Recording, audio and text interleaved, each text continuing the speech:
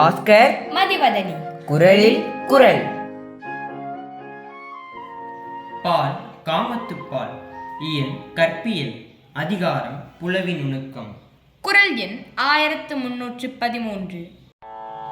கோட்டுப்பூ சூடினும் காயும் ஒருத்தியை காட்டிய சூடினீர் என்று. கோட்டுப்பூ சூடினும் காயும் ஒருத்தியை காட்டிய சூடினீர் என்று. கோட்டுப்பூ சூடினும் காயும் ஒருத்தியை காட்டிய சூடினீர் என்று.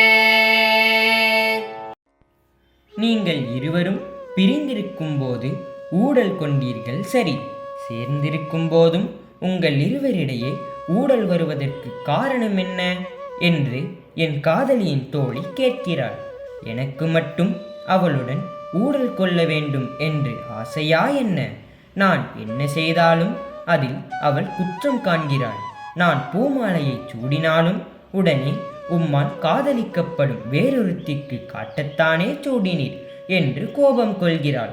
இத்தன்மையானவளுடன் ஊடல் நிகழ்வதற்கு வேறொரு காரணமும் வேண்டுமா என்ன?